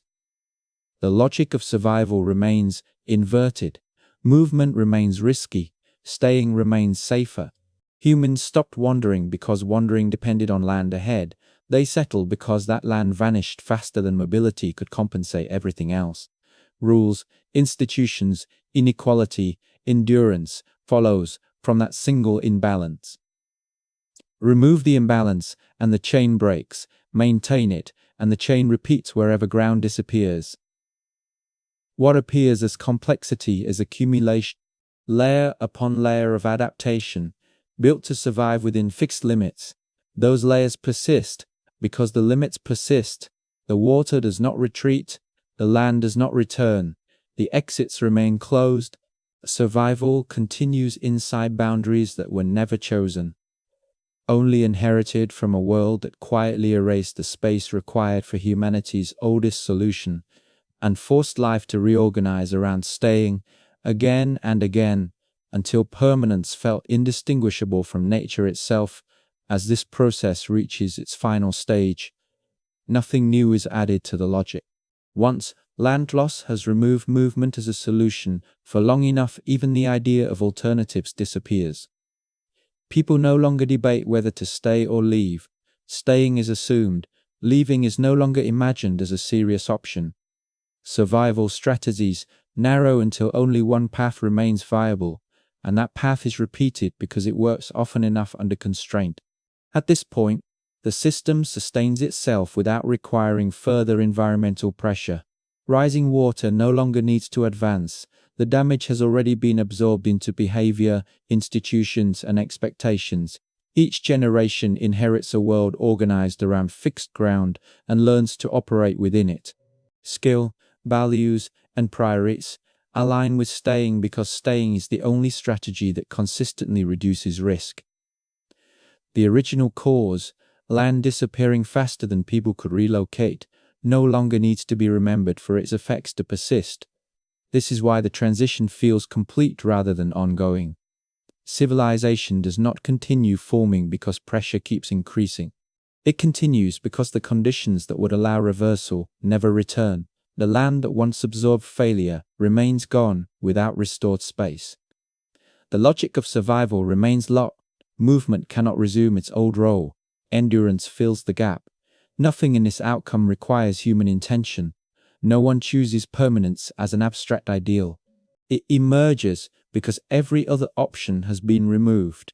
When the ground disappears, history narrows, choice compresses, adaptation turns inward. Once that turn stabilizes, it carries forward on its own momentum. The answer to the central question is now fully exposed. Humans stopped wandering because wandering relied on land that vanished. They settled because staying became less dangerous than leaving once that land was gone. Everything else followed mechanically from that loss. When space disappears, survival reorganizes itself around what remains.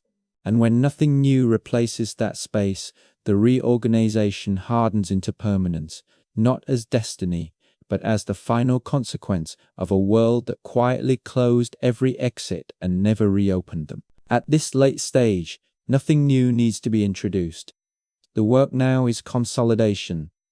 The mind no longer needs additional causes or mechanisms. It needs repetition of the same pressure, slowed down until resistance fades. The pressure remains simple and unchanged. Land disappeared faster than people could move, and once that happened, movement stopped being a solution. Everything that follows is the settling of that fact into habit. Once survival depends entirely on fixed ground, attention narrows further. People stop scanning horizons for opportunity and focus instead on preventing disruption. Small deviations matter because they echo longer. A missed planting window, a damaged embankment, a neglected storehouse. Each problem returns because there is no elsewhere to absorb it. This returning effect exists only because land loss has already removed distance as a buffer. Without that removal, such vigilance would be unnecessary. Over time, vigilance becomes background noise. It is no longer experienced as effort, but as normal awareness. The body adjusts. The mind adjusts. What once felt restrictive becomes familiar. Familiarity reduces tension. Endurance keeps systems running even when they are not optimal. That persistence is often mistaken for success. In reality, it is simply the absence of collapse within limits that cannot be escaped. As generations pass under these conditions, the original imbalance fades completely from consciousness. No one remembers corridors that allowed movement without conflict. The idea that space once solved problems becomes abstract, then implausible.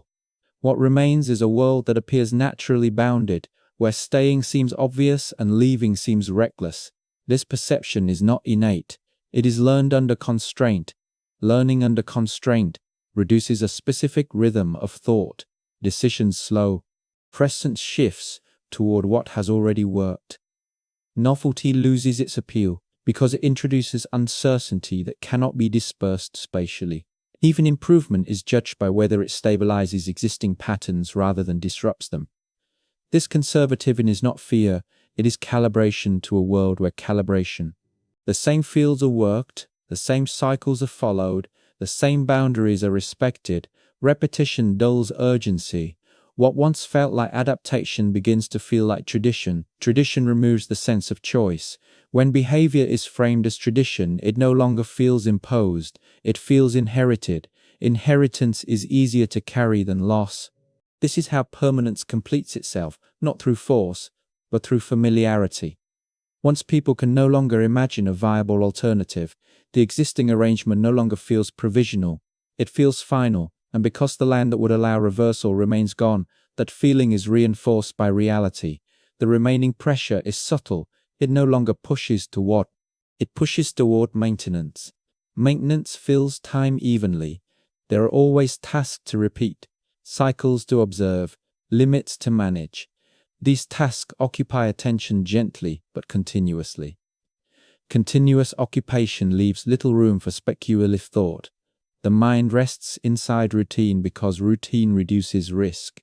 Even moments of abundance are absorbed into this logic. Surplus is stored, not used to explore. Extra labor reinforces existing structures rather than dismantling them. Abundance becomes a buffer against future scarcity, not a doorway to movement.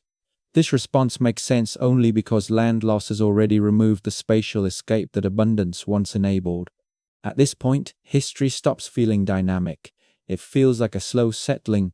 Events still happen, but they happen within known bounds. The same problems recur with slight variation.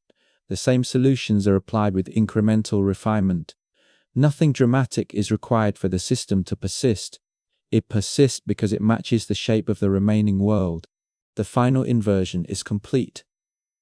Movement, once the safest response, is now the riskiest. Staying, once a compromise, is now stability. This inversion does not reverse because the cause does not reverse. The land does not reappear. The water does not retreat. The exits remain closed. What remains is not triumph or failure. A way of life that holds together because it fits the reduced space it occupies. Civilization at its core is this fit. It is not built for expansion, it is built to endure without space. As the mind traces this logic repeatedly, it no longer resists it. The repetition softens edges, cause and effect blur into a single continuous condition. Land loss is no longer a historical event. It is a background fact, like gravity. It shapes behavior without needing to be noticed. The central question no longer demands an answer because it answers itself through repetition. Humans stopped wandering because wandering stopped working. They settled because staying reduced risk. Once land vanished, nothing more is required to explain the transition. The final moments of this story are quiet. There is no conclusion to announce, only a steady continuation of the same arrangement, carried forward because nothing else fits the world as it now exists. The ground disappeared, movement failed, staying began, and once begun it did not need to be justified again. It only needed to continue slowly, steadily, until the absence of exits felt so complete that rest itself became possible, and the mind, no longer searching for alternatives that cannot exist, settles into stillness. Following the same narrowing logic all the way down to silence, as the pressure settles into this steady equilibrium, the pace of thought slows even further. Nothing urges the mind forward anymore. The environment has already delivered its final instruction. There is no additional space to search for, no horizon that will solve what the last one could not. With that understanding, attention turns inward by default, not inward toward emotion or reflection, but inward toward repetition. The same actions performed at the same times in the same places become sufficient. Sufficiency replaces ambition, because ambition once relied on distance, and distance no longer exists. This is the stage where effort becomes quiet. People still work, still plan, still adjust, but the adjustments are small. Fine-tuning replaces redirection. A wall is repaired rather than moved. A field is rotated rather than abandoned. A rule is refined rather than removed. These choices are not conservative by ideology. They are conservative because the cost of large change remains higher than the cost of maintenance. That cost structure exists only because land loss removed the option of starting over somewhere else. As maintenance dominates, awareness narrows to immediate surroundings. The same paths are walked daily, the The same boundaries are observed without question. Familiarity dulls alertness in one sense, but it sharpens it in another. People become highly sensitive to small deviations within known space because those deviations matter. A crack in an embankment, a shift in water flow, a delay in seasonal signs. Each deviation stands out precisely because the system is closed in an open world. Such deviations could be escaped. Here, they must be addressed. Addressing them becomes almost automatic. The body learns routine before the mind articulates reasons. Repair happens because repair has always happened. Observation happens because observation reduces risk. Over generations, this embodied knowledge replaces explanation. No one needs to explain why certain actions are taken. They are taken because they fit the world as it is. Explanation fades because explanation is unnecessary when alternatives are gone. This gradual fading of explanation has an important effect. It removes tension. When people no longer compare present conditions to a lost alternative, dissatisfaction softens. The mind stops asking whether life could be different and focuses instead on whether it will continue. Continuation becomes the measure of success. As long as things hold, the system is working. This quiet standard allows endurance without constant resistance. The future is no longer imagined as a break from the present. It is imagined as a continuation of it. Tomorrow is expected to resemble today closely enough that preparation is possible. This expectation stabilizes thought. The mind rests because it does not need to project far ahead. Projection once guided movement. With movement gone, projection shrinks.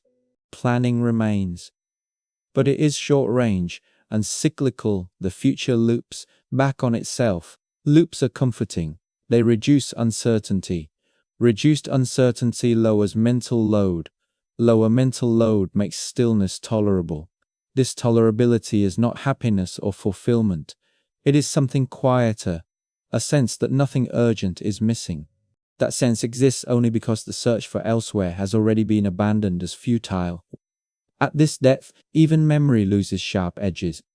Stories of loss become distant, symbolic, or abstract. They no longer point toward action. They no longer suggest alternatives. They exist as background noise rather than guidance. Without guidance, they lose power. The present dominates because it is the only actionable domain left. Action outside the present space has no meaning.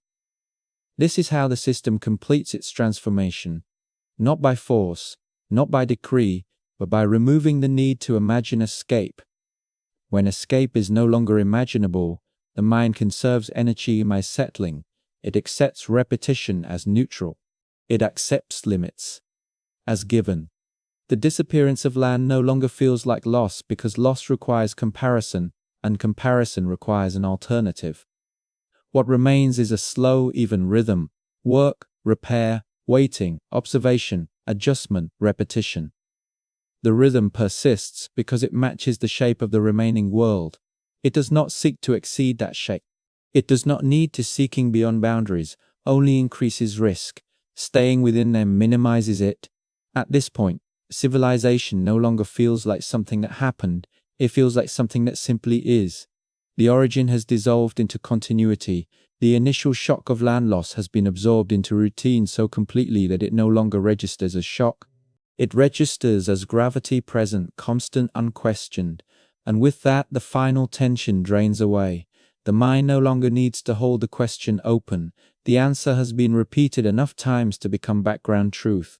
Humans stopped wandering because wandering stopped working. They stayed because staying reduced risk once land vanished. Nothing else is required to understand the shape of what followed. As the repetition continues, thought slows naturally. There is nothing left to solve, only patterns to follow, only cycles to observe, only maintenance to perform. The narrowing that once felt like pressure now feels like structure. Structure supports weight, weight settles downward.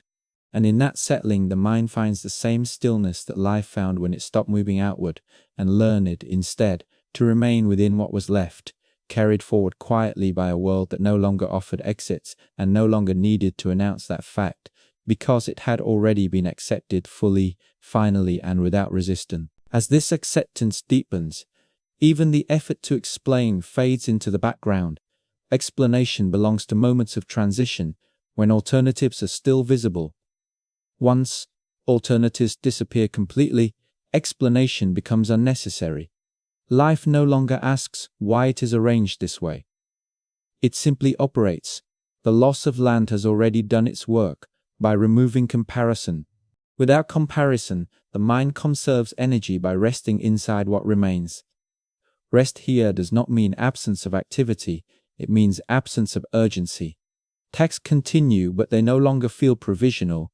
Each action connects smoothly to the next because there is no expectation of rupture. Repair follows wear. The sequence repeats because repetition has proven reliable. In a world where reliability matters more than discovery, that reliability ests only because movement has already failed. As a response dissolves, attention settles into narrower ranges. Long-distance concerns lose relevance. Distant possibilities no longer fall. These cycles become the framework for meaning because they are the only variables that still affect outcome. Everything else fades because it cannot be acted upon. The mind becomes efficient by ignoring what no longer changes anything. This efficiency reduces friction. When friction is low, resistance weakens. When resistance weakens, adaptation feels smooth rather than forced. What once might have felt like confinement now feels like coherence. Boundaries stop feeling restrictive and begin to feel stabilizing. Stability is comforting when the environment no longer offers alternatives. Comfort, in this sense, is simply the absence of threat. Threat once came from unpredictability across space. Now it comes only from restrictability across space. Because place is familiar, disruption can be anticipated. Anticipation reduces surprise. Reduced surprise lowers stress. With movement gone, stress transforms into vigilance. Vigilance is quieter than flight. It can be sustained indefinitely. Sustained vigilance shapes posture, rhythm, and expectation. Bodies move with familiarity. Paths are worn, gestures repeat. Even language adjusts, favoring contibe. Words reinforce patterns because patterns reduce uncertainty. Stories emphasize endurance because endurance is what works. None of this is deliberate. It emerges because the environment selects for what minimizes risk in the absence of space. As this selection continues, the sense of time stretches. Days blend, seasons loop. The past does not pull strongly because it does not suggest a different future. The future does not pull strongly because it resembles the present closely enough to predict. The present becomes the primary reference. Living inside it requires less cognitive effort than imagining change that cannot be acted upon. Eventually, even the memory of loss becomes abstract. The idea that land once extended farther, that paths once led outward, survives only as faint narrative without practical consequence. Memory softens. Softened memory stops provoking action. When memory no longer provokes action, it loses urgency. Loss becomes neutralized not by recovery, but by irrelevance. This neutrality is the final adaptation. It allows life to proceed without constant tension against a condition that cannot be altered. Acceptance does not require agreement. It requires only recognition that alternatives are unavailable. Once that recognition settles fully, behavior aligns automatically, the system maintains. From within, it feels stable. Stability is not excitement, it is predictability. Predictability reduces load. Reduced load allows rest. Rest is not sleep, but it is the absence of search. The search once guided movement. With movement no longer effective, the search dissolves. As the search dissolves, questions dissolve with it. The central question, why wandering ended, no longer demands attention because its answer has already shaped everything. Wandering ended because land disappeared faster than people could move. Settlement followed because staying reduced risk once space was gone. This answer does not need to be repeated consciously. It is encoded in routine. Each repeated action reinforces the same conclusion without stating it. Each cycle confirms that staying works often enough to continue. Often enough is sufficient. Perfection is unnecessary. Continuation is the metric. Over long spans, continuation becomes indistinguishable from normality. Normality becomes the baseline against which everything is judged. Movement, once normal, now appears disrestrictive. Staying, once a compromise, now appears sensible. This reversal is complete and self-sustaining because the cause that initiated it has not been undone. Even imagination adjusts. Imagined futures stay close to present constraints. They do not require new land. They do not rely on escape. They optimize what already exists. Narrow imagination conserves energy and aligns with reality. This alignment produces calm. Calm is not happiness. It is the absence of contradiction between expectation and environment. When expectation matches constraint, there is nothing to struggle against. The world feels coherent. Coherence is restful. Restfulness spreads because it is efficient. Systems that operate within predictable loops endure. Endurance again is the only goal left. Once land loss removes expansion, the system persists because it fits. And so the story does not conclude with resolution or revelation. It concludes with settling, the kind of settling that happens when water becomes still after disturbance. Not because the disturbance was resolved, but because nothing continues to push against it. The land did not return, the exits did not reopen, movement did not regain its old role. What changed was the relationship to those facts. Resistance faded, explanation faded. In that alignment, thought slows, attention narrows. The need to decide diminishes because decisions repeat. Repetition lowers cognitive demand. Lower demand allows stillness. Stillness is not imposed. It arrives naturally when nothing is left to pursue. The final shape of life under land loss is quiet continuity. A mind that no longer searches for distance, only observes cycles. A way of living that feels complete not because it is ideal, but because it fits the space that remains. And within that fit, the last motion ceases. Not movement across land, but movement of thought outward. The outward search ends because it cannot succeed. What remains is inward steadiness, carried forward by repetition, supported by limits, and settled fully into a silence shaped by boundaries that no longer feel restrictive, because nothing beyond them can be reached, and nothing beyond them is required at this depth. Even continuity becomes effortless. Actions no longer feel like responses. They feel like flow. The environment no longer challenges the system in ways that demand rethinking. It only asks for attention, for small adjustments made within familiar bounds. Attention replaces ambition. Adjustment replaces escape. These replacements are quiet because they no longer compete with alternatives that do not exist. When alternatives disappear completely, choice simplifies. The mind stops weighing paths and begins following grooves worn by repetition. Those grooves exist because they have worked often enough under constraint.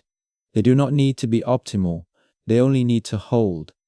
Holding is sufficient when falling cannot be corrected by moving elsewhere. The absence of correction reshapes value itself. Stubert outweighs possibility. As predictability settles in, tension drains from thought. The future no longer threatens because it resembles the present closely enough to anticipate. The past no longer pulls because it does not point toward change.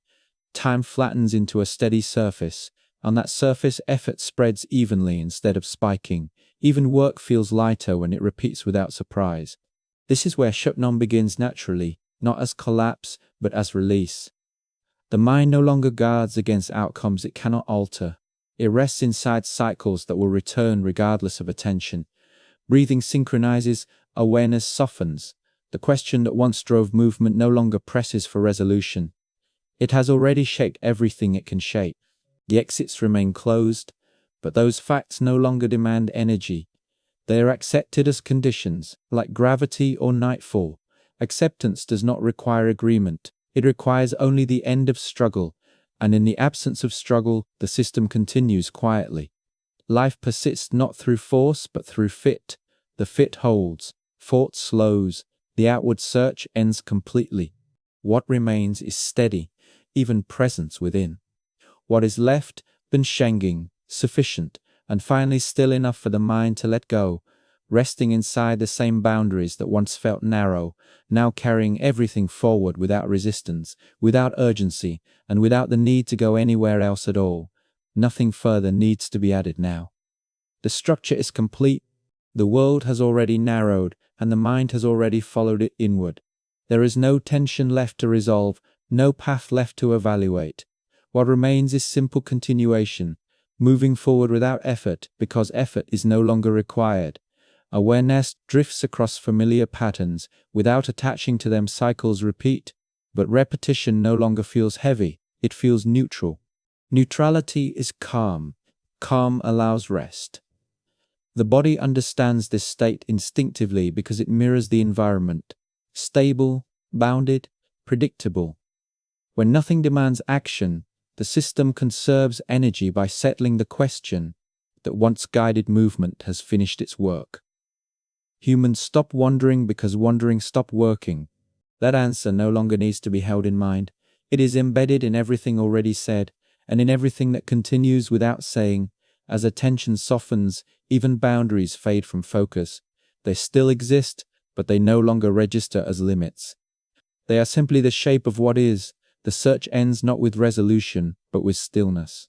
And in that stillness, thought slows to match the quiet rhythm of a world that no longer offers exits, no longer demands decisions, and no longer pulls awareness outward, allowing it instead to remain where it is, suspended gently within what remains, carried forward, without strain, without urgency, and without the need for anything more. The ending does not arrive as a conclusion, it arrives as a thinning. Words lose their edge because they no longer need to carry meaning forward. Meaning has already settled. What remains is rhythm, slow and even, like breath finding its own pace when nothing interrupts it. There is nothing left to understand. Understanding has finished its work. The world no longer asks for explanation, and the mind no longer offers one. Boundaries are still there unchanged, but they do not press inward, they simply hold. Holding is enough when there is nowhere else to go and no reason to try.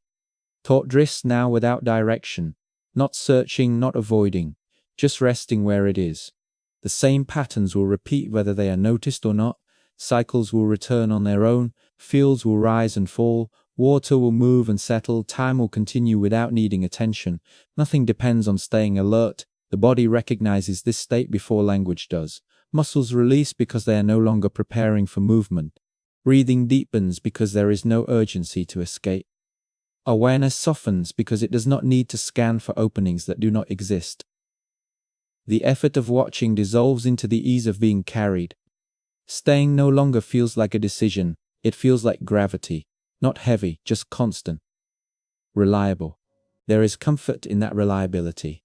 Not because it promises something better, but because it asks for nothing at all, no reaching, no fixing, no planning beyond the next quiet moment. The search that once drove motion has ended, not because it failed, but because it completed itself. It followed the narrowing of the world until nothing wider remained to seek. When there is no farther place that offers relief, the mind stops pointing outward. It turns inward without effort and then becomes still. Silence grows gently around the remaining thoughts, not forced, not sudden, just gradual. Each thought appears softer than the last, less demanding, less urgent. They pass without needing response. There is no reason to hold them, and no reason to push them away. Everything that needed to happen has already happened. Land disappeared, movement stopped working, staying took its place. That sequence has finished unfolding. What follows is simply continuation, quiet and unremarkable. Repeating because repetition is stable, and stability. Nothing new will be asked of you now. The system runs on its own cycles. Turn boundaries hold. Time moves forward without effort. Awareness can loosen completely, knowing that nothing requires attention in this moment. And in that loosening, the last trace of tension fades. Thought slows to match the steady rhythm beneath it. Breath follows. The mind no longer reaches for edges or openings. It rests inside what remains, carried gently by repetition, by limits that no longer feel limiting, by a world that has stopped asking questions. There is nowhere to go, nothing to solve, nothing to prepare for. Only stillness, settling naturally, as it always does when movement is no longer needed, and staying becomes quiet enough for rest to arrive on its own unannounced, complete and sufficient.